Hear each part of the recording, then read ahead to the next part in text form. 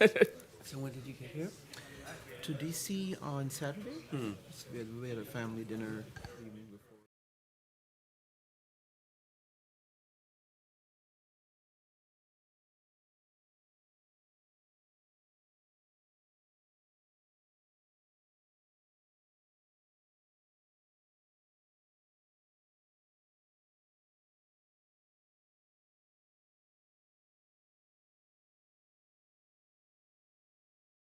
Good afternoon, everybody. I'm Sadanand Dhume with the American Enterprise Institute. Thank you all for coming and welcome. Welcome also to our viewers who are watching this event online, live. And I think people are going to keep trickling in as we speak, but we wanted to start exactly on time. Now, as many of you know, the Modi government was elected 2 years ago amidst great hope that it would radically overhaul and restructure the Indian economy, and it would embark upon the kinds of economics reforms that people had been talking about for a long time, but had in fact not been enacted until then. So the purpose of this panel is twofold. We want to assess the progress of the Modi government. How have they done on the economy over the past 2 years? And then we want to throw it forward and take a look and see where things are headed in the next 3 years and what we can reasonably expect. And I'm delighted to have this extremely distinguished panel here, some of the smartest people in Washington, D.C., or not in Washington, D.C., in the case of one person, to discuss this issue. You have their bios with you, so I will not go into detail over there. But we have on my right Kalpana Kochar. Next to her is Milan Vaishnav, then Vivek Dehejia, and Derek Scissors. So why don't I start with you, Kalpana? Thank you, Sadanand. Thanks for inviting me, and thanks to be on this great panel with everyone. I'm sure it's going to be lots of interesting debates as we get along, just amongst us, let alone with you guys. So let me start with, I mean, as with everything in India, it's always a case of half empty and half full. So let me tell you a few areas where I see India where the glass is closer to being half full, and under this government. The first area I want to emphasize is subsidy reform and the use of the oil windfall. And India really, obviously the oil price decline has been a huge windfall for many countries, oil importing countries. But from where I sit at the IMF, we have the ability to see how lots of countries have dealt with this. And India really stands out as having used this oil price windfall in a very smart way. They used it, to deregulate fuel prices so that fuel prices went down. They used it to increase excise taxes, which helped them get the fiscal deficit under control.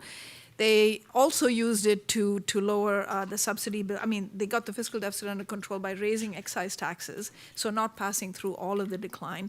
They also used it to lower subsidies. And so for the first time, you have the major subsidies of the government of India, totaling less than 2% of GDP in 2015 and 16. And frankly, I think the story on subsidies is going to be positive also going forward, because the government is finding ways to use the unique identification card to target subsidies, and therefore I think there's going to be quite a lot of waste and leakage that can be prevented. The second area where I see the glass as being closer to half full is FDI. India, some of you may or may not be aware, but there's been something of a resurgence of FDI inflows into India. It is not yet, obviously, in the same league as China, but it's very high, and in each year it's catching up. As a share of GDP, it's catching up. And it's going into, it seems to be pretty broad-based. It's going into services, but it's also going into computer and hardware services, but it's also going into construction services and a little bit into manufacturing. Less into manufacturing than probably should be the case, but I'll come back to that at the end. The third area is our structural reforms. The G20, the Group of 20 has made, all members of the Group of 20 have made pledges to do structural reforms. And the OECD assesses progress on these structural reforms. And then we can argue about whether this is the right assessment or not.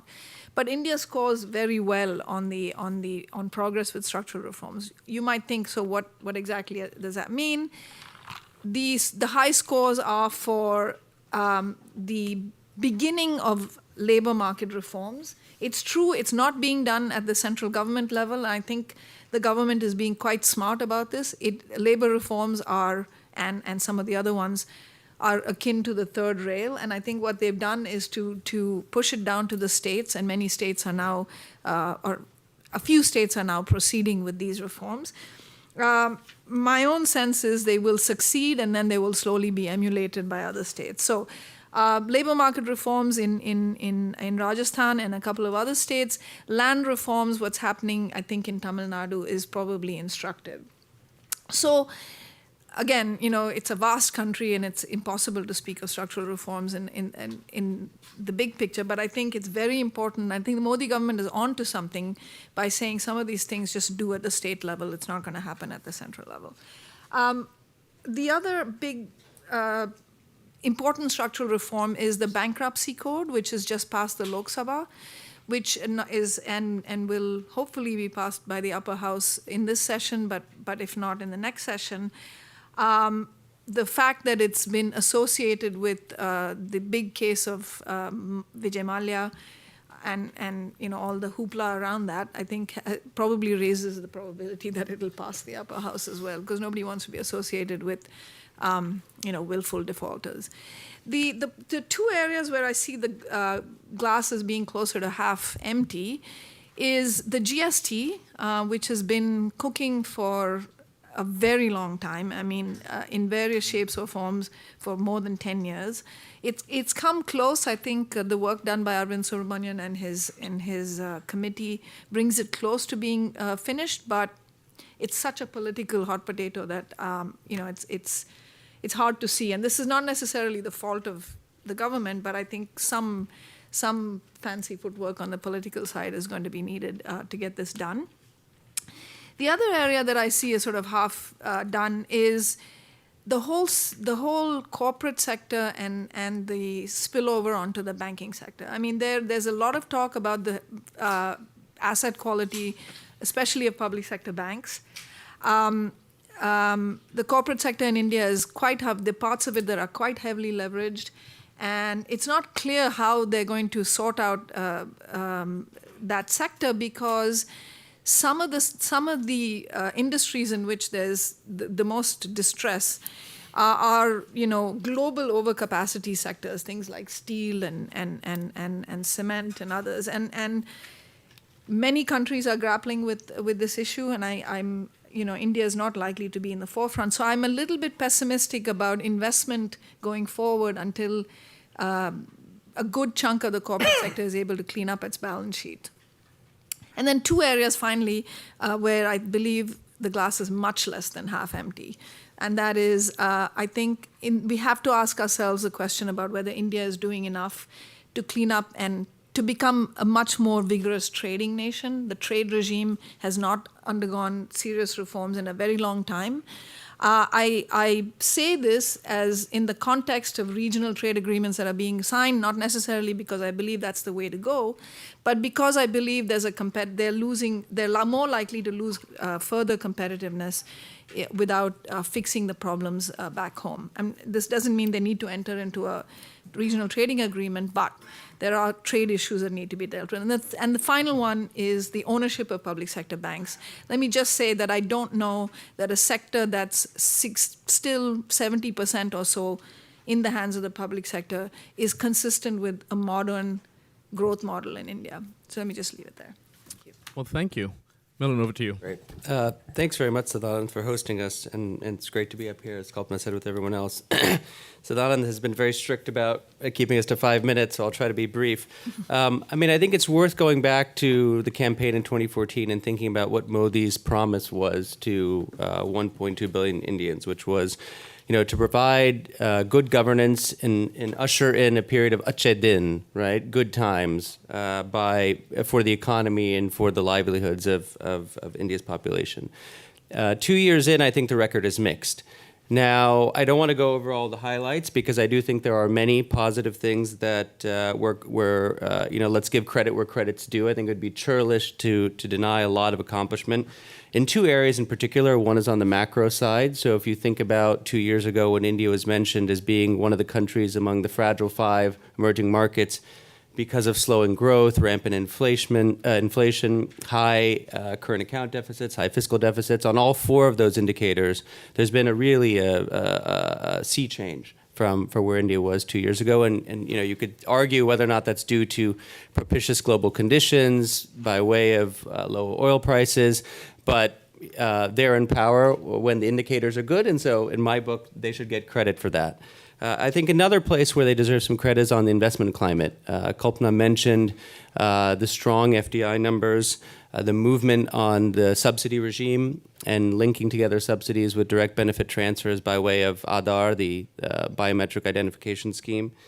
Natural resource auctions is another place, which again was a source of major scams with the previous government, the arbitrary ad hoc giveaways of coal and spectrum in particular. And of course, some modest progress on the ease of doing business, which I think certainly the government's intent seems to be in the right place. Okay, all of that is positive, so why do I say that the record thus far is mixed? So I think thus far the record is mixed because fundamentally in the first 2 years, the government has, in my view, failed to transform the historic relationship between the state and capital, which has been tilted in the direction of the former. Now, you could say it's only 2 years. How possibly could you have expected them to do all this in 24 months? My prognosis is that they're unlikely to do it in the remainder of their first term and looking forward, and I want to spend the rest of my time sketching out why. I think it's very popular to talk about the veto players that exist in Indian democracy and why it's hard for any government, even one with a single-party majority, to get its agenda through. And there's three things that get talked about a lot. One is the lack of control over the upper house, which again, this government has a historic mandate in the lower house, but it's a fragmented, deadlocked upper house. That's number one. The second is a lot of business is transacted through the states, of which the BJP only controls 8, and with its coalition partners, another 3 or so. It's still fewer than half of all of Indian states. That's number two. And number three is you have other institutions of accountability, whether it's the courts, whether it's the Auditor General. Just a few weeks ago, the judiciary raised the question about why the government wasn't ensuring that there was better flight connectivity to the city of Shimla. This is something that the government has to deal with because the courts can be quite activist. So we know about all of that.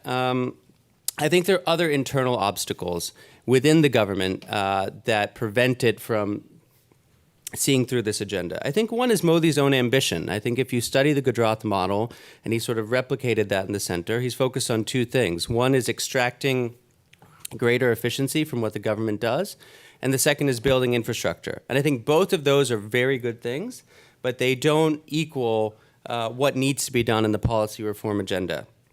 And so therefore, there's not necessarily a clear vision about how you get a rebalance between state and private capital. And as a result, you see a lot of announcements, a lot of proclamations, and then often rollbacks or things sort of die down because it's not clear that courage of conviction at the very top layers in terms of what reforms India needs to pursue, what they look like, can be seen through. The third is the time horizon. This is somebody who feels he's going to be in power for at least 2 terms, if not more. So if you're thinking about what your agenda is going to be in 2024 to 2029, you may not necessarily need to rush through all of your reforms in the first couple of years. And the BJP is a big tent party. And remember, there are Ted Cruz's and Elizabeth Warren's in this party, right? So they span the entire spectrum from sort of the nativist, socialist left to the libertarian right. And so that makes it very difficult to navigate. So looking ahead, I hope I've stayed on time, Sadanand, and look forward to the conversation. What are the challenges? So I think Kalpana nailed some of them. I think one is I was surprised the extent to which the government did not act more swiftly when it came to dealing with this vice that's on the Indian economy right now, which is public sector banks, which are really hurting, and unable to lend, and the debt overhang that infrastructure companies are facing. And until you remove those two constraints, it's going to be very hard to get domestic investment going again. I think we're seeing that in continued slowed investment, high degree of stalled projects. The second is they also have a fiscal challenge coming up. So they're trying to cut the deficit. They want to invest in infrastructure. They also have new obligations with respect to pensions and increased public sector salaries. Something's got to give. Now, the most natural something would be state assets, to divest of state assets and to use the proceeds of that to fund what they want to do on the fiscal side. We've seen very timid moves on this. A lot of talk, a lot of bluster, but very little implementation to date. And then let me just end talking about the social agenda. I mean, I think there's no question that there have been elements of the party and of the broader Sangh Parivar that have brought controversial social issues. The latest is this debate over who exactly is a national in India and who is anti-national, which have crowded out the economic agenda. Whether you believe in them or not, they've given ready ammunition to the opposition to obstruct what this government tries to do. So just from a strategic point of view, if you believe in reforms and you believe in this idea of fundamentally reshaping the Indian economy, there's a huge contradiction between your economic aspiration and your economic rhetoric and this kind of social divisions that sort of rhetoric introduces. And I think that's going to remain a huge challenge for the remainder of this government's term. Thank you. Vivek. Thank you very much. It's a great pleasure to be here. Thank you very much for inviting me to this. I mean, I'm going to suggest a somewhat different narrative. I mean, the sort of unstated assumption, I think it was also perhaps even explicit in your intro, Sadanand, is that somehow what one was expecting, what we were told to believe, is some kind of sort of radical restructuring of the economy, or kind of a total rethink of the border between the market and the state, market and capital, or state and capital. And I think that one has set up thereby a totally unrealistic and frankly quite an unfair set of expectations surrounding it. So yes, it's true that Mr. Modi said maximum governance, minimum government, but he was campaigning. If we look at his, we're here in Washington at a very interesting time in your, politics.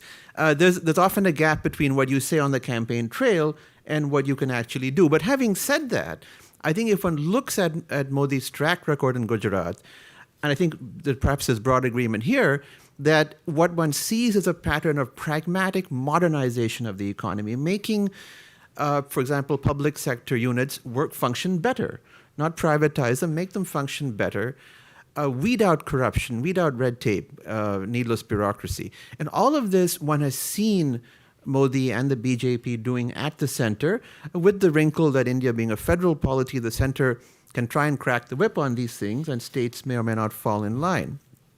So, I mean, message one is that what one should have expected from Modi and the BJP is a pragmatic approach to modernizing the economy, fixing a broken public distribution system, weeding out corruption, and through Jan Dhan and so on, Aadhaar, they're trying to do that and doing a good job of it, I think.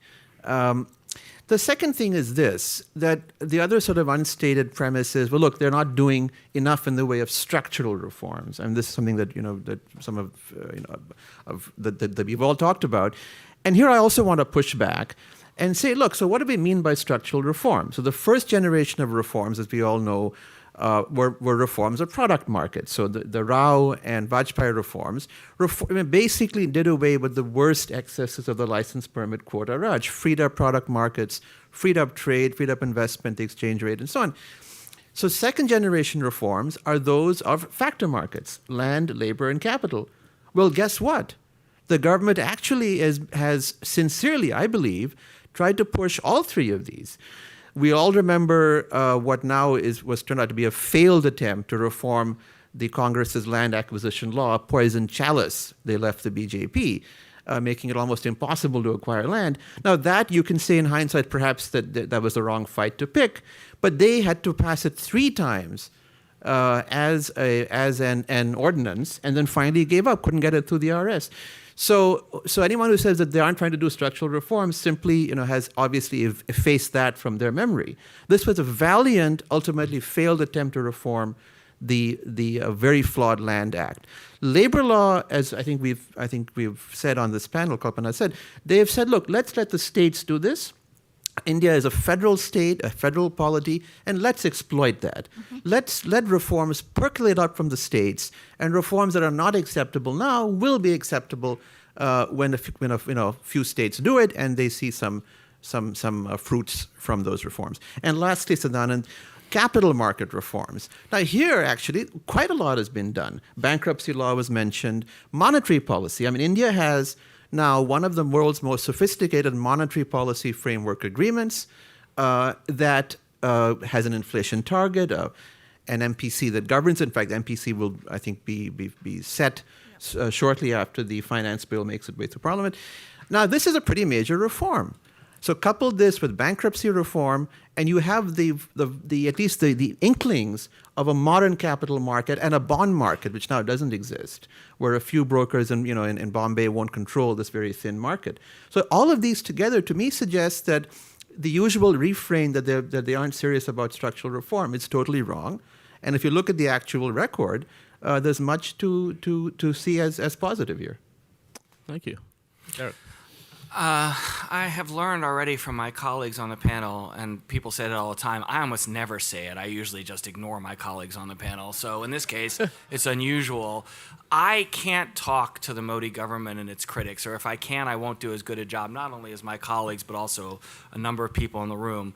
So this is not about Indian political debates over the quality of economic policy. This is directed at some people in India, but also people in Washington, people around the world who think that India is transforming economically and is going to become a great global economic power. That is false. And I only have 5 minutes, so I can only hint at that, but I'll do it pretty quickly. This is not an attack on the Modi government. That depends on your expectations. It's not support of their critics. It depends on what they're criticizing for. Let's start off with GDP growth. So Indian GDP growth has held up better than a lot of parts of the world. And my response to that is, who cares? GDP growth is not a measure of prosperity. It's a measure of activity. You can bolster your GDP growth by merely engaging in unproductive transactions. Again, I only have 5 minutes. Let me give you a suggestion about this. According to Credit Suisse, so not my number, Indian wealth creation from mid-2014 and mid-2015 was flat. Total Indian wealth remained below that of Taiwan, population 23 million. As you know, if you don't want to use Credit Suisse numbers, use Indian government numbers. Average personal income is less than $2,000 a year. There's an attempt to adjust for purchasing power. The purchasing power adjustment is vastly overstated. Purchasing power parity relies on the law of one price, which due to transportation costs does not apply to most of Indian GDP. If you do adjust for purchasing power parity in a more reasonable way, you get purchasing power per income in India being less than $6,000. India is really, really far behind. I know all of you know that in the back of your mind. People who are making wild claims about India now as a global economic power know that, but they suppress those claims. So where is India going? Here's a point where I totally disagree with Vivek. Not the politics of the land bill failure. I don't know about those, and it seemed to me that his characterization was reasonable. The land bill that the Modi government was putting up was terrible. It wasn't that it failed, it was bad in the first place. What you want to do, if you want to transform India into moving it toward a rich country, is you don't want to make it easier for businesses to acquire land and for the government role to be sort of even more oppressive. You want to secure private rights to land. There are no rich countries where individuals do not have secure private rights to rural land. Not contested because we don't know where the boundaries are, not being able to take away from the government whenever they want to have development projects. So if you are trying to transform India into a rich country, the land bill that the Congress put up and the land bill that the Modi government put up are terrible land bills, whether they failed or succeeded. What we hear about India also, of course, and it's actually true, is that there's a demographic expansion, which is a wonderful opportunity for rapid growth and India become a truly global economic player. That's true. It's also true that demographic expansion can be a curse. And we see this in the Arab world. What you want to do in this case is you want to integrate the very small formal labor market and with the very large informal labor market and create a very large mobile formal labor market. There is progress being made, as some of my colleagues have stated. It is extremely slow. Demographic expansions don't last forever. And in fact, they're followed by demographic busts. And as time ticks away on we're going to do it state by state. And again, this is not a political attack. I don't know what the politics are well enough. And it seems to me reasonable to say the Modi government isn't on the hook for solving all of India's economic problems. What I'm telling you is you can't just say, well, in 15 years, we're going to have a decent labor market. Well, you've blown most of the demographic expansion at that point. You don't get to say we're having a demographic expansion and 15 years from now we'll be able to take advantage of it and act like that both things are happening at the same time. So the last point, because I really do want to stick to 5 minutes, and I figure I've offended enough people, certainly Vivek. I do want to respond on that. Don't let him respond. Go directly to questions. 1 minute. And the last thing is, and I've mentioned this before in print, there's this magnificent inconsistency from macroeconomic development perspective between not just this government, the previous government, and really all Indian governments that all want to brag about how fast they're growing and how India is outperforming the world, but they can't get the deficit under control. And the Modi government's going to say, we're getting the deficit under control better than the previous government. Hooray. Why is there a deficit at all? If you really are growing this quickly, you should not be borrowing money. And the answer is India's wasting an enormous amount of capital compared to its actual capital stock. So you're not taking advantage of the labor expansion. You're not getting the productivity from land because you're not assigning land rights, and you're wasting capital. That's it. That's the cap on India's economic performance. I'm not in a position politically to determine whether this is going to change. I can only tell you that right now, this is not about the Modi government. It's about people saying India is going to become a leading economic power and is this dynamo transforming itself and leading the world in economic growth. That's just a false characterization. So I know that both Vivek and Kalpana are chomping at the bit to get to, but I'm going to start with Vivek on land, Just a minute, and then really, Kalpana on India's prospects. Yeah, just a minute on this. See, Derek, the point is that this land bill didn't just come out of the blue. They just woke up saying, let's reform the land law. They inherited a very flawed law from the Congress, which made land acquisition absolutely impossible. So what they proposed was something of a compromise between the old law, the old inherited colonial era law, where the government could acquire anything, and the Congress's law, which made it impossible. It was a compromise. And yes, you have to get the private market involved. And guess what? That's also happening. Land titling is a huge project. Rajasthan has now unveiled a whole system, kind of classic De Soto thesis, give people title to their land, and then the market will function. And that is happening. Just very quickly on the fiscal deficit, the actual real debate in India is not 0 versus 3.9 or whatever it is, but it's do we loosen or do we stick to the target? And they stuck to the target. So in the relevant context, they actually took a fairly hawkish position on the fiscal deficit. Now, my understanding of the land thing is that, yes, of course, it would be better if you had reliable, transparent, private title. But if the option is between the government being able to acquire land, so, for instance, for development purposes, eminent domain or no eminent domain under the present circumstances is a second best option, but it is better than what we have in the law. I'll wait for Kalpana, and then I'll tell you why you're all wrong. Yeah, I'm not going to get into the land debate, although I'm much closer to Vivek's side of the argument than Derek's. Yeah, I'm very puzzled by this statement that India shouldn't have a budget deficit. What does that mean?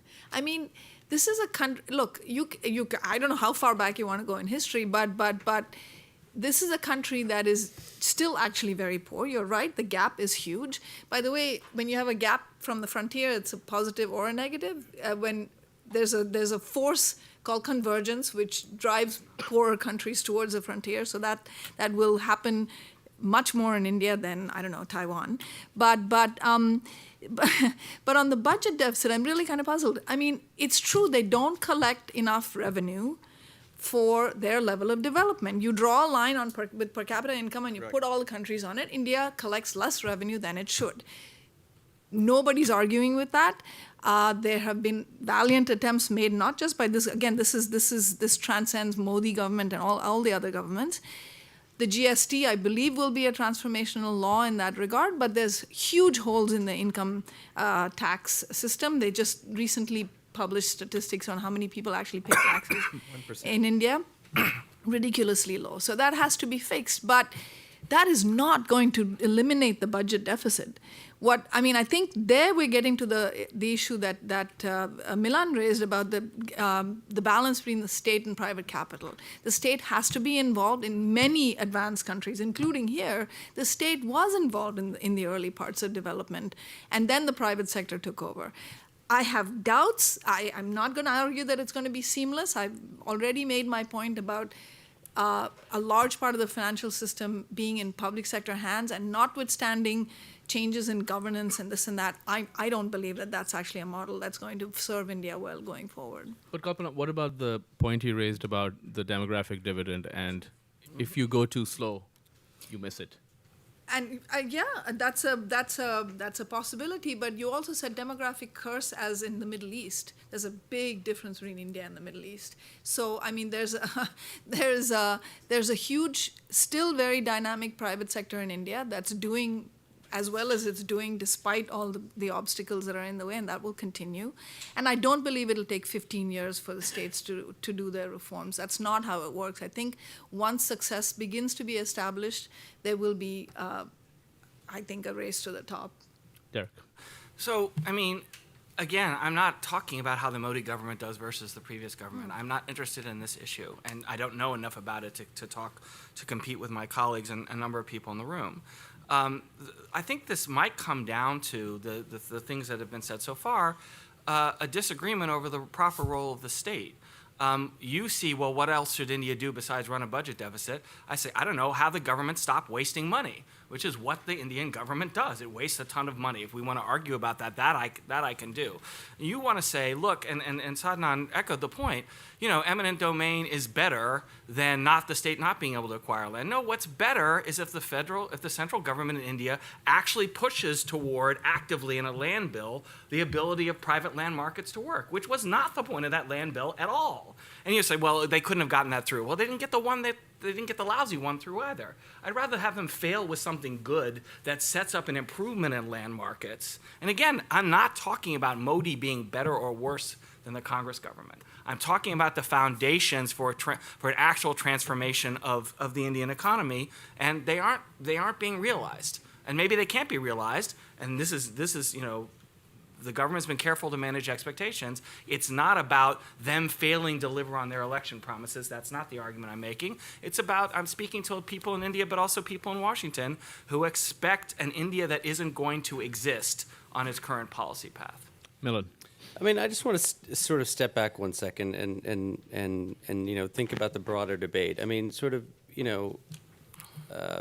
sort of mentioned that, look, we have to set our expectations at the right level, sort of insinuating that, sort of Pollyannish to think that this prime minister could fundamentally transform this relationship. Now, I think we have to start with first principles, right? I mean, you're the economist, I'm not the economist, which is to say, what do we think needs to be done when we think about macro and micro policy in India, right? And what were the promises and the rhetoric which were used in the campaign, which were vague, I'll grant you that, but in line with this idea that I need to administer bitter medicine to the people of India. I need to, the business of government is not to be in business, that we need to have maximum governance, minimum government, right? All of these things are pushing that direction. Now, many of us had written at the time that he wasn't going to do these things, both because of his own internal political constraints, as well as the other veto players that dot the Indian landscape.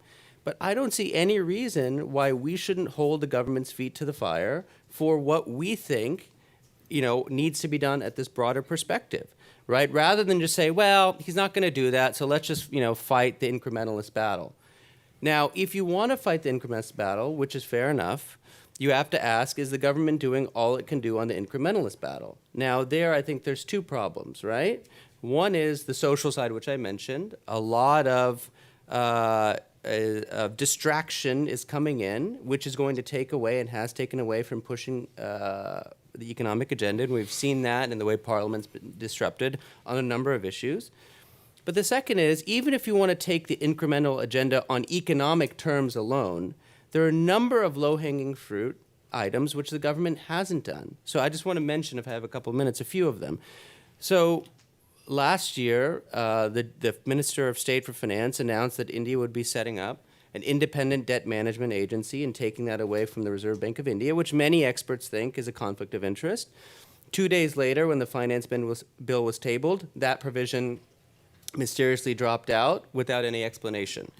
One of the first promises in the first Modi budget, 6 weeks after they came in power, was they were going to set up an expenditure management commission to look at the range of government expenditures and come up with smart ways of rationalizing them.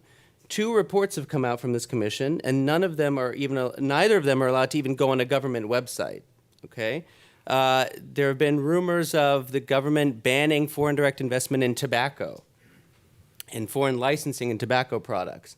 The ultimate beneficiary of that is going to be domestic companies who have significant ownership from other public sector companies, right? And so you can sort of go on the list and say, okay, let's even just go with the incremental agenda. Why is it that there's so much stop and start, right? There is a lot of either the left hand doing one thing and the right hand doing something else, or contradictions within the government that I think need to be resolved. Vivek. Yeah, thanks. And I just need, I would like to push back on a few of these points. And I suppose there's a bit of an irony here, Milan, that you are, I'm the economist and the university professor, but you're making a very academic argument here that we have to judge Modi and the BJP by some abstract first principles of what we would like them to do. Well, that's not how politics works. Politics is the art of the possible, the art of the feasible. And there are some very good reasons why it is simply politically infeasible, politically unwise, plain dumb for Modi and the BJP to push more aggressively than they are. For one thing, let's look at the land bill, which we can come back to. Now, that was a sincere attempt to push a fairly aggressive reform, which backfired on them politically. Now, that gave them some feedback, right? There are a whole range of reasons. Now, you've actually written on this. You have scholarly work on this. There is perhaps now some emerging evidence that in recent years, good economics does help help incumbents win re-election. But that evidence is far from certain, and politicians, at the end of the day, would like to get re-elected. Now, I have yet to see any kind of a credible data-based analysis by anyone on this table or anyone else to prove to me or suggest to me why exactly Modi should risk losing re-election in 2019 to push some preferred, policy wonks reform agenda. Someone sitting in Washington or New York or London or somewhere else. Mm-hmm. But that's a totally. I mean, it would be like someone in Bombay saying to Washington, "Look, forget the politics. This is what the White House or Congress should be doing." It makes no sense whatsoever. So incrementalism is the reality of politics in India. And also, guess what? I mean, this is something that goes back to my doctoral work at Columbia. Gradualism and incrementalism works everywhere. Shock therapy and radical reforms very, very rarely ever work. And you only ever get radical transformations or big bang in time of a crisis. Latin America, Africa, 91, India, 91. But otherwise, it doesn't work. And there's no persuasive evidence, Pache, Jeffrey Sachs, that actually Big Bang has worked anywhere. Perhaps it worked in Poland, which is a bit of a special case. In Russia, there was enormous blowback. The attempt to reform that economy too quickly led to the entire collapse of that system. So the reality is, we can talk about first principles, or we can talk about the actual reality of politics in India, which is if you're moving forward incrementally, at least you're moving in the right direction. And you cannot, to try and turn around the whole ship around, and if you've capsized the ship, then you're much worse off than before. So, Vivek, let me push back on that. First of all, I think this idea that Big Bang versus incrementalism, I think it's a bit of a straw man to argue that anyone thought that he would be doing something, like post-Soviet Russia, right? What the expectations or what is called Big Bang in an Indian context is in fact very little bang.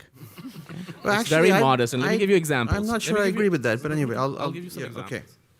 The expectations that have not been met have been things like roll back the retroactive tax, which most people agree was the single worst measure any government has passed in 25 years. This government did not do that. Don't privatize everything, but privatize some real dogs. Scooters India, Hindustan photo films. Yeah. So these are we could go on. Subsidies, it's been good in terms of percentage of GDP.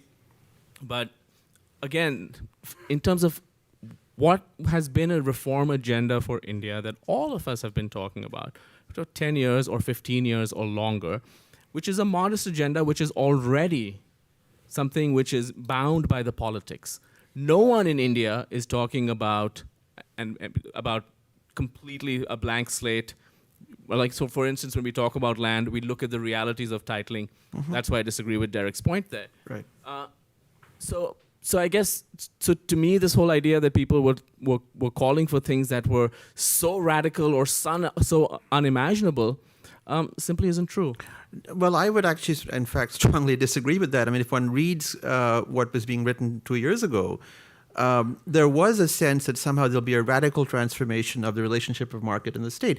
And that clearly was totally unrealistic. Now, when you say that what we're looking for is not even Big Bang, well, actually, if you look at what second-generation structural reforms are, which are effector markets, they actually are trying to do those. So yes, I mean, they could privatize a few more, PSUs. Zero. The ones you mentioned would be largely tokenism.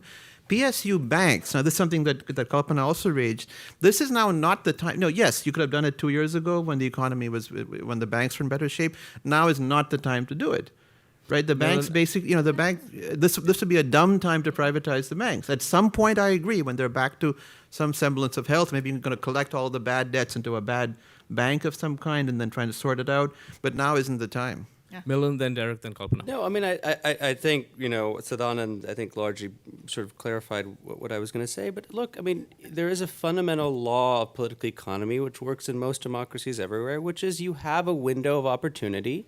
You could say it's 12 months, you could say it's 16 months, but early on, where you try to do a few big things, because inevitably politics reverts to the mean, and you start to think about your next election. And I think, as you just said, they could have done the banks 2 years ago, right? We could have come up with 2 or 3 things which many people are writing about and many people are talking about and saying, if you do these 2 or 3 things early on, that is going to pay huge dividends, and you have the political capital. Now, I think what's unusual about Modi as a political phenomenon is that he has a very different hypothesis about how political capital works. He thinks that it's an appreciating asset, that he can gain and store it, and it'll accumulate over time, and it'll be even stronger down the line. Now, typically in most democracies, that's not, certainly in this one where we're sitting today, it's not how it works, right? Now, ultimately, we'll see whether he's right or the experts are right. But I do think that that's a fundamental point that we can't sort of escape, that there is a window, that window is gone, and other political forces start to churn. Derek and then Kalpana. Well, Kalpana, you're probably right on topic. I'm a little bit off topic. Okay, Kalpana first. Go ahead. Okay, so I have to pick up on some of these points. That first of all, I completely agree that somehow attributing objectives for his government and then saying they didn't meet them, that's obviously completely unfair.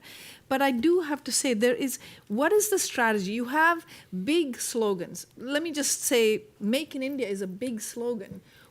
You have done some things, you are starting to do, and I was the one who pointed out land and labor reforms, business environment. How do you make in India when you have a completely dysfunctional trading system? I mean, seriously, that to me, the disconnect, he came up with that slogan, not anybody else. So is someone sitting there and saying, what do we need to do to make this Make in India thing happen? And I think that for me, there is the disconnect. And nobody's saying there's going to be a big transformation in 2 years between state and private capital, although people did think that the BJP government was going to be much closer to doing that than the Congress government was. But then the only other point I wanted to take up was on the PSBs and when is a good time to deal with public sector banks. I'm sorry, you just cannot say, 2 years ago was not a good time, now it's not a good time. I mean, this is an economy. Why is it a good time? They have, as you said, well-functioning, much better functioning capital markets now, including the stock market. You have a vibrant private sector banking system growing, and if you give them more space, they'll probably take that space. why is this not the right time to privatize? There are some real dog banks there, and if they know it. So all I want to say, I'm not saying it should happen overnight. That is obviously very disruptive. But have you seen a strategy? Have you heard a hint of a strategy for how they're going to take this forward that actually says the government being in ownership is not compatible with the modern economy going forward? Eric. I'm desperately sidelining myself from the Indian political discussion, which is not to say that it's not vital. You know, this is about Modinomics. I know, but it's not Modi politics or whatever. It's the Modinomics, and so I'm talking about sort of whether the economic plan would be successful if it was actually implemented, which I do not think it would be, which is in my mind a more fundamental challenge than the implementation of it, but. One thing that I think I can hook on the politics, and Kaman already brought it up, at home, and Vivek's an excellent defender of this view, you get a lot of it's not feasible. But when you ask India, as I have, ask Indian policymakers, you are going to have the world's biggest labor force, and it's going to be young at the same time. You should be leading trade liberalization. That is an opportunity for your labor force to serve the world, in particular richer markets, bring in income. You should be leading on this. No. We don't like, the spread of plurilateral regimes. We want to work with the WTO. Wait. At home, you have to be reasonable and political. But when things are actually happening overseas, you pretend that, I don't like that. That's not the right way to proceed. Too bad. This is what's happening. So what India should be doing, consonant with Make in India, consonant with demographic expansion, consonant with any reasonable trajectory for India to rise strongly, would be to lead on trade. And we don't get that. And that's not a function, it may be very well, I shouldn't say that. It may very well be a function of domestic political constraints. But some of the same people, not up on the panel, some of the same people who tell me that I don't appreciate, which I don't, the extent of restraint domestically are really unrealistic about India's international trade footprint, how its partners treated and what's going to happen in the absence of a much more proactive Indian trade policy. Vivek, why don't you? Can I? Trade part. Yeah, no, I will. I want to speak to that. But just briefly, if I may, on Milan's point about window of opportunity, look, this is a classic Jeffrey Sachs argument that has been proven to be wrong. This notion that you have to act quickly, the laws of normal politics. Well, perhaps it's true in some places, certain times, but it's not a general law of political economy at all. You can have the opposite problem, which is you try too much, and there's backlash, there's blowback, and then you've blown all your political capital, and you can't do anything. And I think that is certainly, again, look, Modi is a very successful politician. And I think no one will debate that. And I think he's calculated that he has to calibrate the way he rolls out reforms at the pace at which he does it. There are several reasons, and we all know them on this table, so I won't spend too much time. But there's a lot of baggage and history in India of the sense that excessive enthusiastic economic reform carries heavy political costs. Now, 2004, it's the wrong lesson, but the lesson stuck. That India's shining was what led the BJP NDA-1 to defeat. Now, we know, in fact, that is not empirically the case. It's factually wrong. It was, they lost to Andhra. It was a bad coalition, bad partner choice, DMK and so on. But that somehow stuck. That baggage has stuck with every major political party, and therefore there's going to be inbuilt caution. You don't want a repetition of NDA 1 where you go like gangbusters, and they say, "Hang on a second, now we've lost the election in 2019." So, but maybe that's smart politics, but is that the best thing for the economy? Well, see, those are two different questions. There's some optimal, some ideal out there in the universe, which may or may not be feasible politically. So my view is, if you push incrementally closer to the optimal situation, that's better than not doing anything, or better than trying too hard, having blowback, having pushback, and then falling backward. So that'd be my view on that. I think on the trade policy, I did want to speak to this because, I certainly share the general aspiration that India must articulate a coherent strategic trade policy stance. I strongly disagree that we have to play ball with TPP and so on, all these other, but that's all that's out there. Well, if the only choice is between a bad deal, a Trojan horse deal that kills your pharma industry because, U.S.-style IPP is imposed on India, no thanks. I've written on this. that, India is in a tough situation. India should be liberalizing unilaterally. I think there you and I would, agree, Kalpana. But signing up to a bad agreement is worse than no agreement at all. So, it's not an easy spot to be in. India doesn't have the heft politically, to spearhead a major regional or preferential agreement. WTO process seems to be moribund.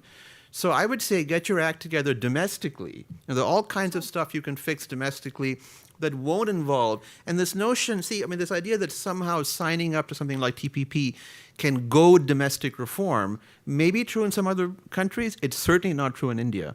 In India, if anything, there would be a backlash that, this is being imposed from Washington or, wherever else, and people will push back on that much more aggressively. So I think fix your domestic trade policy regime, and work towards a fair multilateral system. Do not be bullied by the U.S.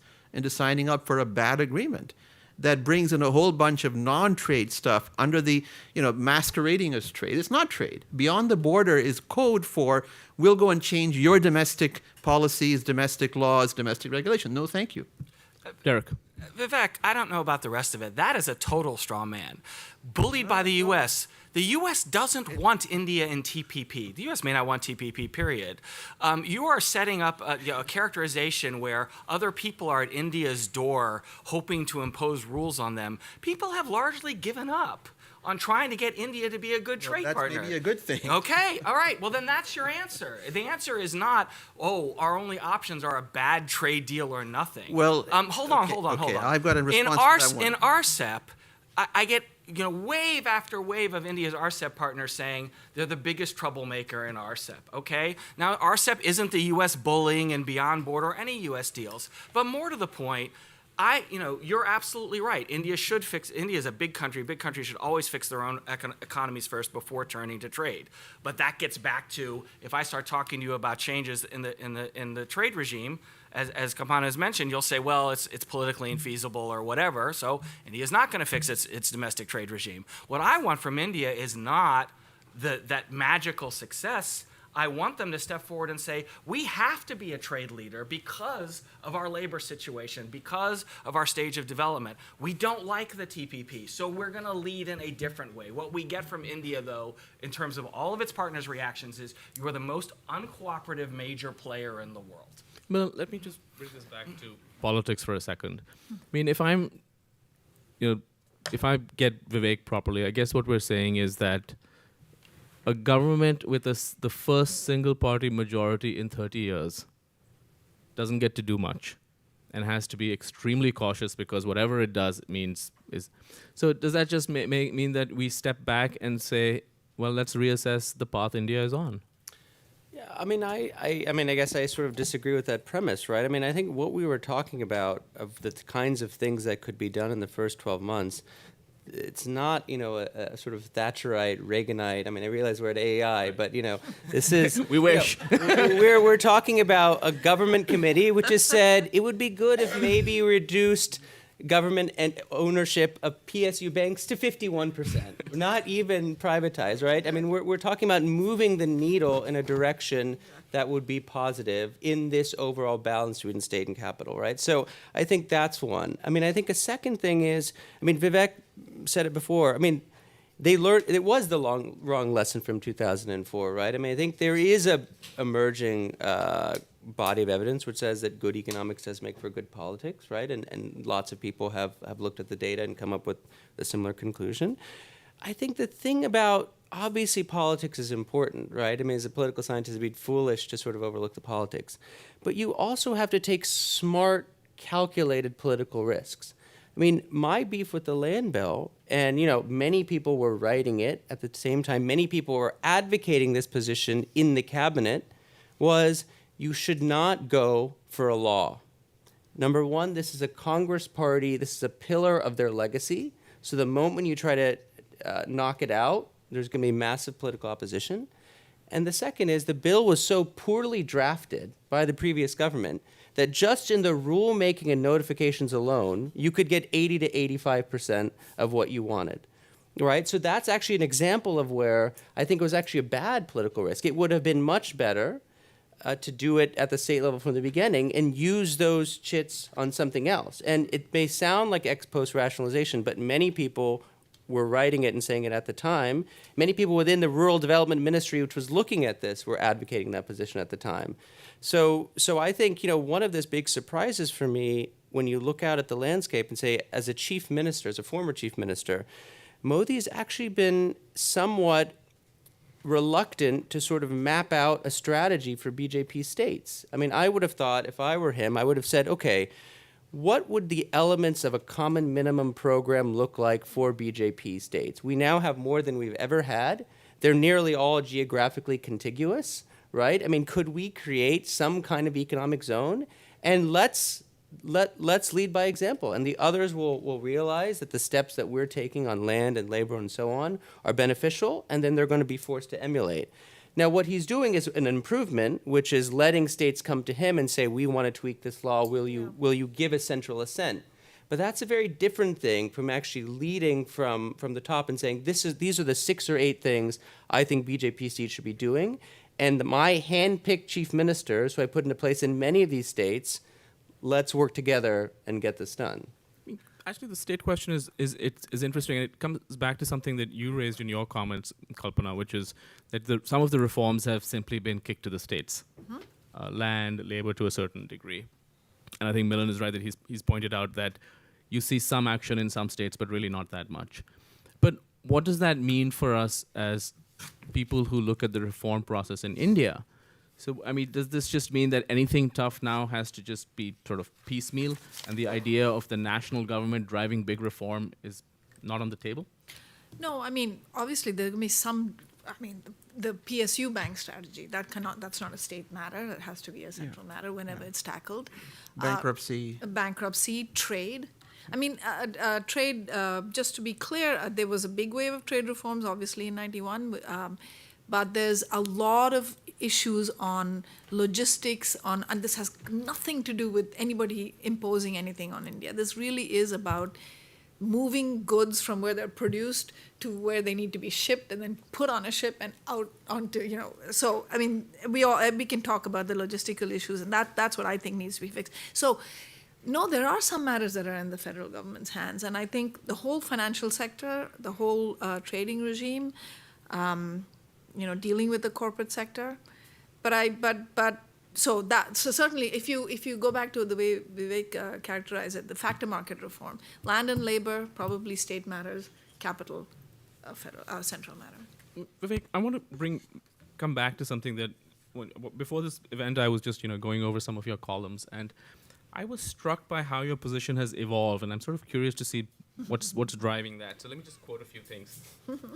In August last year, you said the government is, quote, paying but lip service. I was sure you would dig out this particular column. And then suddenly, in March this year, you're like, all the people who say that he should be reforming more are some evil Washington think tank conspiracists. I'm not exactly saying that. More or less. Yeah. So what changed? No, I'll tell you. I mean, my own thinking on this, of course, our thinking evolves as the facts on the ground change. I think when I wrote that particular piece, I think it was August. Right. There was a sense that perhaps there was a loss of focus, a loss of thinking about pushing the reforms agenda. But after that, a whole bunch of things happened. I mean, and we've talked about them here: the financial sector reforms, bankruptcy, labor law starting at the level of the states, and so on, being strong, sticking to the fiscal deficit target. So, my own sense, and perhaps I myself, have now taken a more realistic view of what's feasible and what's practical. Look, after all, I'm an economist. I would love for a whole bunch of reforms to happen, today or overnight. But increasingly my sense is that politically it is much more difficult, it is much more intractable. Political capital can be quickly dissipated. And, back on this question, this point that you raised, Milan, the notion that good economics is good politics, yes, your research in particular suggests that this might be increasingly be the case.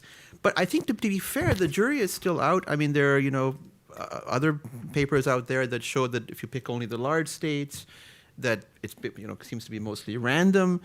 The truth is, we don't really know what wins elections. As economists, we would love to think that good economics will drive good, will be rewarded by the voters, because that would lead to a good outcome. But the truth is, we don't know that. So I guess perhaps I was that August column was a moment of frustration on my part. Look, why aren't these guys doing more? And my thing is now, look, I think they're doing what they can. I think Modi has figured out, he's calibrated. Look, this is how much I can push on this. This is what I have to push down to the states. And again, to the point that you raised, Milind, there are two models. I mean, the center can lead, saying, look, you guys, I got you elected. You're my handpicked chief ministers, BJP states. You do X, Y, and Z.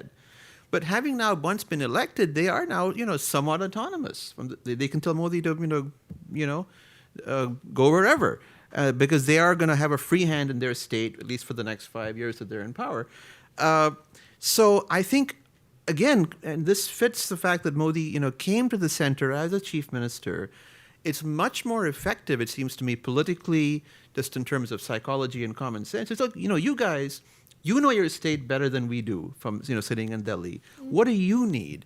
And again, I want to just highlight one thing. I mean, there's a lot being done behind the scenes. I mean, Niti Aayog, much maligned, I think wrongly, maligned in the press. One of its, the two hats it wears. So having been shorn of its, of its financial or its budgetary role, it is supposed to be a think tank for the union, right? And also the friend of the states at the center. And the second part, which almost no one is talking about, actually is a very important piece of Niti's work, where they go down to the states, they go to all the states, and look, how can we help you with whatever reform agenda you guys want to pursue? We have the expertise and the capacity. We aren't coming, with bags of money anymore, right? But we can help you sort this out. On the ease of doing business in particular, I mean, Niti, and this is something that I'm actually involved with very directly, is we're doing a survey of all of the, all states of the union, do an on-the-ground assessment, talk to enterprises, look, what are the actual problems you guys face? Is it acquiring land? Is it law and order? Is it, infrastructure? What are the problems you guys face? And then create a kind of a thematic approach to help each state fix the problems that are most pressing there. And this, so again, I mean, I do believe, there are all kinds of slogans in elections, but fiscal federalism, or just, federalism in general, is, to me, is not a slogan for Modi. I mean, as someone who came from a state, he genuinely believes that let's exploit India's federal polity and empower the states. And, the U.S. is a good example of a country, or Canada, where reforms that are just impossible to do from top down become feasible. I mean, in this country, for instance, a topic like gay marriage was unthinkable to be pushed by the feds. Well, it happened at the states, and now it's a federal law, I believe. Or legalizing pot. I mean, these are kind of social policy examples in the U.S. Well, in India, labor law, and land are fit this whole template. Derek, you had a two-finger? Yeah, I mean, it sounds, Vivek and I think, disagree sharply on trade, but not necessarily on anything else. In fact, I could take his position entirely, and it supports mine, because I'm not attacking Modi. All I want you to get is take what Vivek is taking seriously, believe most of it, whatever. The implication for people in the U.S. especially, maybe not people in this room, maybe this room is too well informed for this, but for the broader American debate, the implication is you're not going to get the change in India that you're hoping. And you're in New York. I'm already getting Wall Street types calling me saying, oh, you were right, China's slowing. India, right? India will be great, let's go to India. And it's a very superficial argument about if you could do anything you want, India would have this kind of economic trajectory. And all I'm saying is that isn't going to happen at all. And Vivek is he may not want to be associated with me. That's a different story. I want to be. You're my friend. You're actually partners in this. I am taking exactly what he's saying and saying we're going to be moved way off the ideal economic trajectory. And economic expectations for India have to be adjusted among those people who were perhaps extremely unrealistic a couple of years ago. Kalpana, why don't you take that first and then Milind? I'm not going to argue again about whether they fulfill the expectations. I really do think I'm much more with Derek on look at India's what it faces, and this is not about Modi. Obviously, the demographics have been trained for a long time, but it is coming to a head. We're now at 1 million people joining the labor force every month. That's a frightening number. And so for me, I do see. I have acknowledged in the beginning that there are important changes going on. I am personally very worried about whether it's going with enough of a strategy. I still think that land and labor have to go, the way that they're doing it, and I don't believe it'll take 15 years. But I do want something of an articulation saying this is how we see the country evolving to deal with this, to turn what we have into a dividend.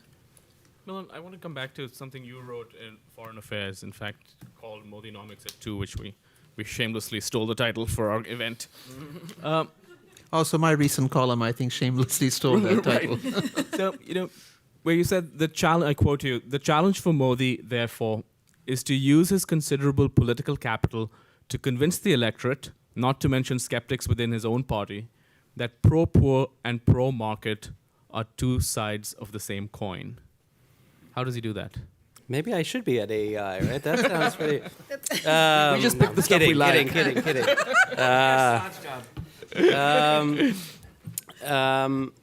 Look, let me just stipulate, and I didn't say enough at the beginning, because Kalpana covered that, is that this government has done a fair amount.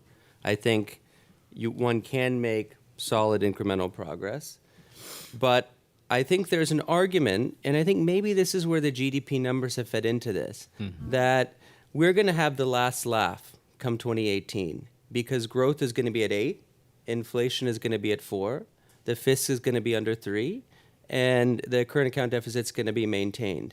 Now, even if you stipulate the global conditions stay the same, right? The jobs issue is a huge issue, right? And we're seeing state after state agitations around the issue of reservations. So people who are actually fighting to be classified as backward to avail themselves of reservations, of government jobs which are a shrinking pie, right? So there is a sense in which I feel like maybe this government doesn't have the same kind of urgency that it should, right? And then that's where I think Modi's political capital could be sort of deployed. And the point I wanted to make at the outset is it's well and good to talk about political obstacles that are out there, and they are there and they're significant.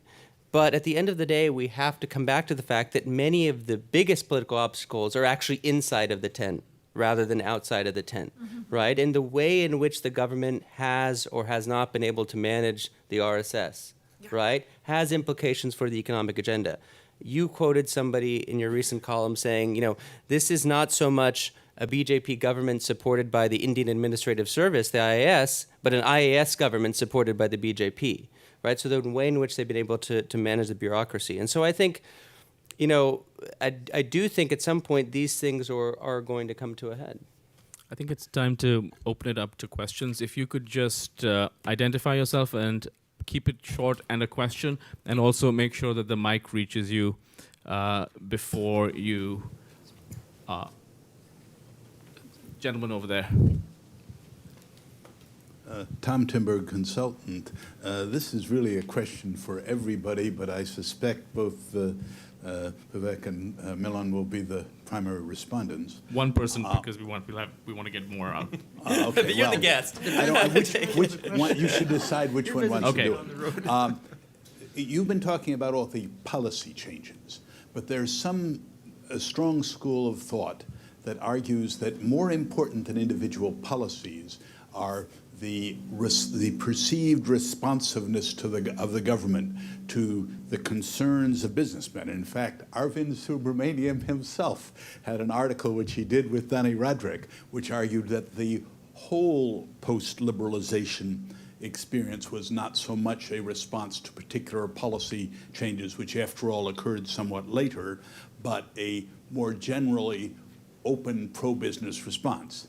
So the question is, to what extent has there been the change there? And the point that that Milan has made recently about the fact that though foreign direct investment has increased, domestic investment has decreased, whether that is connected with a situation where big foreign companies can perhaps get access to the government and get a case-by-case change, but domestic investors cannot. Melon, do you want to take a crack at that? I mean, I think the distinction that Danny Roderick and Arvind made in the piece was, if you look at many of the changes that the government of India made in the 1980s, they were more pro-business than pro-market, right? And the pro-market changes came more in 1991. I think the question facing this government is this government pro-business or pro-market? And I wouldn't say it's unambiguously pro-market. I think it's closer to the pro-business camp, right? Where, I think we conceptualize Modi as somebody who's a modernizer, not necessarily a liberalizer. So, yes, he has taken steps on foreign direct investment, but he's fallen short of things that would be truly transformational on, say, lifting FDI caps, for instance. In many instances, and the PSUs are a good example, right? He seems uninterested in divesting of those resources, but rather sort of making them work better, right? And so I think, I think he seems to be on that spectrum closer to that end than the other. I don't know if Vivek. Just one word, if I may, on this. The tightrope that Modi or any Indian government, or any government anywhere has to walk is between being pro-business and being captured, right?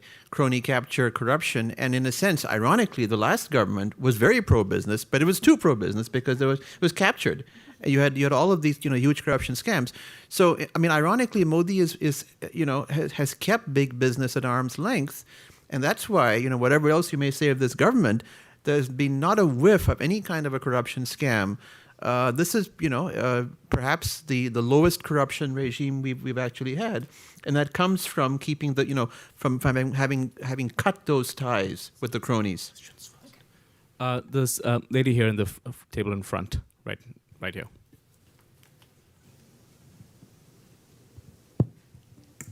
Yeah, thanks for your presentation. My name is Li Yang. After hearing all this TPP well, maybe you want to talk about this World Bank or IMF. I would really think a lot of time a country will be pressured to do something that is really against best interest of general public. And when I think you would talk about reform, what I didn't really understand, so what kind of reform, a really positive or just a misleading? So I just wonder, is it really for, I don't know whether India now is a total capitalism or something else. I know previously you have a very good culture. It's really should be appreciated and should be maintained. And currently you are thinking maybe a lot of Asian countries, they are thinking on a high skyscraper, but that does not really mean you preserve your social culture. That is very dangerous. Okay, And I think we got it. And, Thank you. and France. Just let her answer that. No, Thank you. no, I have priority. I want you to discuss whether you really have informed the voters to have voting rights, and whether they really have a good democracy rather than just pro-business. That's misleading. So I just wonder if you can really have some good reform, have a maintenance, a good candidate forum, have a good debate, rather than a lot of misleading. In America, there is no real debate. They have a lot Okay, of ma'am, phony. that's enough. You've got to let Thank you. someone else answer. Thank you. Yeah. Does anyone want to take a crack at that? Thank you. Just maybe quickly to say, we've been sitting here debating all sorts of things, but all of us, I think, believe in the end it has to do with the Indian citizen.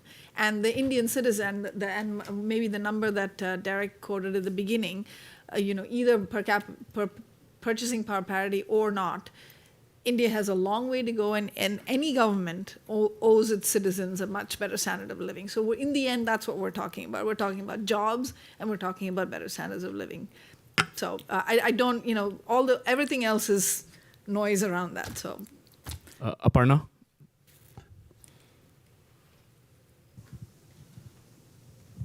Hi, I just had a question. So we've been seeing big changes in labor force participation. You mentioned, Derek, the more younger workers coming into the market. You see that around you. My friends are getting jobs at great multinationals and so on. Why does that not translate into higher tax revenues? I mean, why do we still have the statistic that only about 1% of the population is paying taxes or federal income taxes?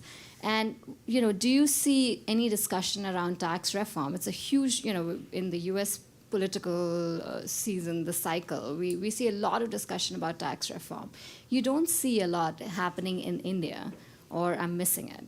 So where do you think, what are the big reform areas when it comes to tax policy? Just very quickly. Okay, and then, sure. Yeah. Go ahead. No, just very, I think, in fact, perhaps I'm one of the few who's written on this at some length in India, in the Mint.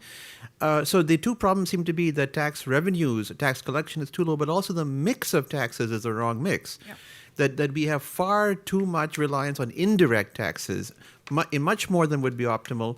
So that mix has to be rectified. The problem is that if you see that as a formula to raise direct taxes, then I think perhaps it's may lead to the wrong outcome. So we have to fix the tax mix as well as the tax rate and the tax level. It's not true that there's not. I mean, GST.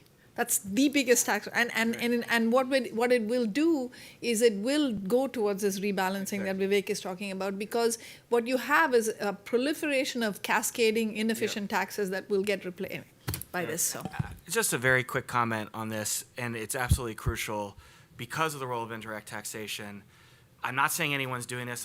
This is not a criticism, but as India tries to improve its tax capacity going forward, for the next 10 years, maybe even longer, you have to make sure indirect tax reform doesn't end up being an indirect tax on labor and on hiring. And it's an easy principle, I can say it. It's not easy to do when you rely on indirect taxation. It's not easy to figure out whether you're effectively discouraging hiring through an indirect tax. So there's a principle there that it really desperately needs to be applied, and the implementation is actually quite challenging. So hopefully Vivek, the IMF, and others can focus on this, because I think that gets to the core of Indian development. So I'm going to take a question from Twitter before coming back to the audience in the room. This is from Amitabh Chandra 2, at Amitabh Chandra 2. And here's the question. Why the emphasis on FDI when FDI doesn't appear to be a prerequisite for economic growth? Who wants to take it? you can start with that. Who's emphasizing FDI? Well, we talked. Modi. Okay, not us. No. I think I think we'd all agree at this table that some sensible and pragmatic mix of domestic investment and foreign investment is going to be a must. And at some point, given that domestic investment in India has been falling and savings have been stagnant, FDI is the obvious way to fill the gap. And everyone knows. I mean, whether or not it contributes to growth directly, FDI flows tend to be the most stable capital flows. Correct. So if you're going to finance a deficit in your current account, I would prefer that it's done through FDI than more fickle capital. Let's take one more from Twitter. This is from @Adi Andalikar, who asks, is the current focus on projects and infrastructure enough? Do you see enough long-term institution building focus? Milan, why don't you take that? Yeah, I mean, I do think that if you look ahead at the challenges, we mentioned the fiscal ones, the banks, this issue of nationalism. I think a fourth one is clearly the institutional challenge, right? I mean, I think you can get the right policy frameworks, and you've seen a lot of evolution in policy on a number of dimensions over the past quarter century. But one thing you haven't seen a lot of change in is kind of India's institutional foundations. And I do think that it's something that this government has underplayed in the first 2 years, and every government for the last many decades has underplayed. So if you look at, some of the best economic reforms that can be done actually have nothing to do in the first instance with the economy. They have to do with the judiciary. They have to do with the civil service. They have to do with the police. They have to do with the way in which people enter and exit government. And I think that's some place where, if you think of this whole swathe of institutional administrative reforms, some of this can actually be done via the executive and doesn't require legislation. And so, I think there's a question of always priorities. But I think there is a time when we sort of worry about the bandwidth problems of the government, because there is so much authority vested within the Prime Minister and the Prime Minister's office that these sort of issues, which don't seem urgent necessarily, they're important but not urgent get put on the back burner. And I would club this entire issue of administrative and institutional reforms in that category. Just to add on infrastructure, it's true we didn't talk about it, and I'm wondering why we didn't. But it's not because it's not important, because it is very important. Just wanted to, again, give some credit to this government. Have they done enough? Maybe. I don't know what is enough, but obviously enough is when we have very good infrastructure. That's when it's enough. But that'll be a while. That's true. But this government has done streamlining of the coal block auctioning, the financial restructuring of the state electricity boards. Again, unfortunately, they're done once and it came back. FDI in railway infrastructure. There have been some steps. The tax-free infrastructure bonds, I think, is another one. And finally, with something I mentioned earlier, which is moving towards market-based pricing of fuels and so on. You could say that all of them together constitute some boost for infrastructure, maybe not enough. I would just add quickly, I mean, I think the increased capital expenditure we've seen in both this budget and the previous one, right, have served as a stimulus, and the idea that maybe you can somehow crowd private investment in. Mm-hmm. But I think there seems to be a realization in the government that that's not going to get us out of the domestic investment muddle we're in. We're actually going to more frontally have to take on the issue of highly over-leveraged companies on the infrastructure side and the banks. And I think that realization is now seems to be sinking in. Back to the room, the lady at the table right behind. Thanks. Kim Elliott with the Center for Global Development, and I wanted to come back on the trade issue and just a kind of comment. I think one reason that the WTO is moribund is because India has taken such a recalcitrant position. So any chance that might change and you get a more India-friendly trade agreement if you do it multilaterally rather than joining onto the TPP, but I suspect the unilateral domestic reform side is more likely in the short run. So just a specific question on that. There's sort of a window of opportunity with costs rising in China for the apparel sector, which has been a huge employer, especially of poor women in a lot of other developing countries. So one of the issues that I've heard raised that goes to trade policy reform as opposed to the logistics, which are also important, but is on the, cotton apparel is pretty, stable, stagnant, not really growing. It's in the man-made fibers, but India has high tariffs because of their domestic industry. So any chance that, as along with logistics and other things, that would be politically presumably easier, any chance that India would also take on some of these hard trade policy changes? Just one sentence on this. And Kim, I read your work with interest. Now, I'll just say on the first point that you raised, in Washington, they say that India sank, the WTO, and in Delhi, I hear the opposite, that it was, recalcitrance from the U.S. and the advanced. So I think it's a blame game. I mean, each side can blame the other. The reality is that it takes consensus at the WTO, and if you don't have it, you can blame whomever you want. But I do think the notion that somehow India is singularly responsible for the failure of the DDA or the Nairobi summit, I think is certainly unfair. I think that there's more than enough blame to be shared on that front. Again, on this, I think I was at the same event as you, where Arvind Subramanian talked about the textile industry possibly being the next big job generator, both for people in India and particularly with the gender focus, with the female labor force participation focus. That would be, I think, part of what, maybe I'm speaking for Milan, but I think that would be part of a strategy, right? Where you say, okay, this is an actual opportunity here. What do we need to make this, to realize the opportunity? And that, I think, would be great if they were actually get that going. Not that there'll be many, many fundamental problems that have to be solved. So, which is why I asked Arvind that talk, why hasn't it happened yet, Derek, why don't you take a stab at that too? In the meantime, if we can get the mic to the gentleman over there.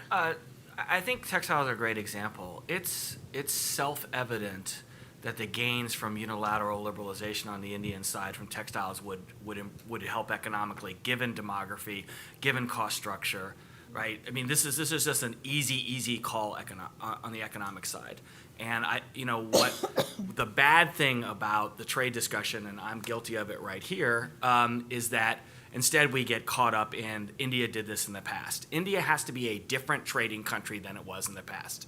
If it doesn't adjust to the fact that it is now the primary source of labor force growth in the world, then that's an incredible disservice to the Indian people. On the foreign side, we have to say, okay, 2008 was whatever. We have this view of 2008 in the Doha round. We need to respond to an India that changes. But the original change has to be with India. So we're going to have to get some sort of shift along with India's development aspirations and its labor market changes, where India just becomes a different trading partner than it was. And then the world has to put aside, you made me mad a few years ago. Yes, go ahead. Thank you, Brian Pomper, Aiken Gump. Now I want to talk a little bit more about trade, but more U.S.-India trade specifically. So the U.S. business community has, for a number of years, had a variety of issues in India's trade regime.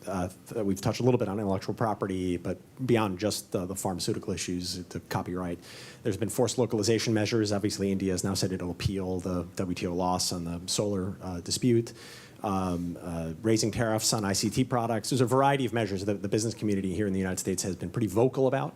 And I guess the question is, what do you think about those issues? Is the U.S. business community right to raise those, or are there others that you think the business community is just missing and should really be focusing on for its own benefit? Who are you addressing this to? The panel, I guess. I mean, my position. I can state it really quickly.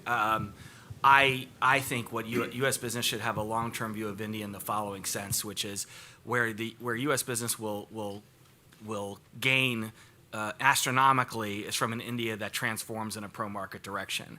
And so when the U.S. is pressing for particular bilateral issues, I think they're making a mistake, and I think they're making a mistake tactically. They're certainly making a mistake strategically. I think where U.S. business should serve as not a partner for India that India can do whatever it wants, but a partner for pro-market reform that isn't relationship specific. Mm-hmm. It gets the backup less, and it will pay off even more, even in the medium term. So if the American business community is focused on, boy, the Indian government did something that really annoyed me on pharma IP, I understand. But the gain for the business community as a whole, for umbrella organizations, should be to encourage pro-market reform in India wherever they can and not worry so much about irritants in the short term. Because irritants in the short term are going to pay off a little bit, and pro-market reform in India is going to pay off in a transformative fashion. So I'm going to take one more from Twitter just because this person has a great handle. At After Single Malt wants to know, why is India's printed GDP doubted? Milan. You get the easy ones. Oh, dear. I think that's the answer.